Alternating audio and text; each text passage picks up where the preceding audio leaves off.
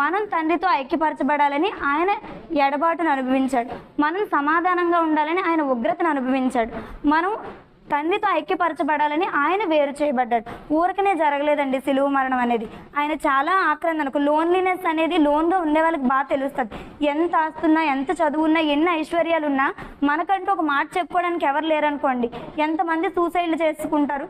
చిన్న సమస్య కావచ్చు కానీ చెప్పుకోవడానికి ఎవరు లేరనుకోండి, అదే పెద్దదిగా అనిపిస్తుంది. అందుకే 2 పేటల తాడు తొందరగా తెగిపోదు కదా, ఒంటిగానికి వెట్ట ఎలా పుడుతుంది, 2-3 కలిసి ఉంటే వేడి కలుగుతుంది కదా అని ప్రసంగి గ్రంథంలో ఉంటుంది. యేసుక్రీస్తు వారు ఎందుకు ఎడబాటును అనుభవించారంటే మనల్ని తండ్రితో ఐక్యపరచడానికి. ఆయన స్వరక్తం ఇచ్చి సంఘాన్ని సంపాదించుకున్నారు. మన సహవాసం కొరకు ఆయన ఎడబాటును అనుభవించారు. ఈరోజు చిన్న చిన్న కారణాల కోసం ఆయన రక్తం కార్చి మన సంఘాన్ని, మన సహవాసాన్ని మనం ఫామ్ చేశారు. సహవాసాలు మళ్ళీ 2 రకాలు ఉంటాయండి. అన్ని సహవాసాలు ఒకలాంటివి కాదు. దొంగతనం చేయాలన్నా ఐక్యత ఉండాలి.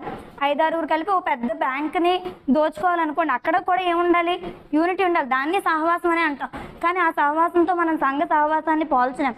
సంఘ సహవాసం చాలా శ్రేష్టమైనది, చాలా ఉన్నతమైనది. ఇక్కడ మన కొరకు అందరూ ప్రార్థిస్తారు, మన కొరకు ఆలోచిస్తారు, మనల్ని సపోర్ట్ చేస్తారు, మనం కృంగిపోయినప్పుడు మనల్ని ఆదరిస్తారు. దేవుడు ఈ సంఘాన్ని ఎందుకు ఫామ్ చేశాడంటే అంత ఎడబాటును ఆయన ఫేస్ చేసి మనందరం ఐక్యంగా ఉండాలని. సో ఆయన అంత త్యాగం చేసినప్పుడు మనం చిన్న చిన్న కారణాల కోసం, చిన్న చిన్న పనుల కోసం సహవాసాన్ని ఎట్టి పరిస్థితుల్లో మనం విడిచిపెట్టకూడదు.